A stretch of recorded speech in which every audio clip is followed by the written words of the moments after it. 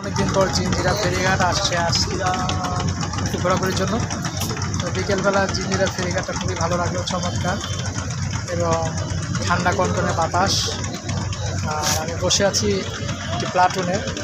তো বন্ধুরা দেখতে পাচ্ছেন আমার পিছনে অসংখ্য নৌকা, মানুষজন অধীর আগ্রহে বসে আছে তাদের গন্তব্য যাওয়ার জন্য। তো আমি আসছিলাম জিঞ্জিরা একটা কাজে, তো এখান থেকে চা খেলাম। তো ভাবলাম একটু প্রকৃতির বাতাস নেই। তো এই যাত্রী ছাউনিতে অসংখ্য লোকজন দাঁড়িয়ে আছে, বসে আছে, সবাই যার যার মতে। তো সেই দৃষ্টিকোণ থেকে আমার ভালোই লাগছে। তো যেহেতু শীতের শেষ বিকেল, তো এই মুহূর্তে আমি এখন জিঞ্জিরা যে ফেরিঘাটটাতে আছি, এখানে আপনার ট্রলার দেখতে পাচ্ছেন। এই ট্রলারটি যাবে এখান থেকে মিরপুর, মানে টাকার মধ্যে আপনারা যেতে পারবেন। সেদিক থেকে যাতায়াতের ব্যবস্থা ভালো।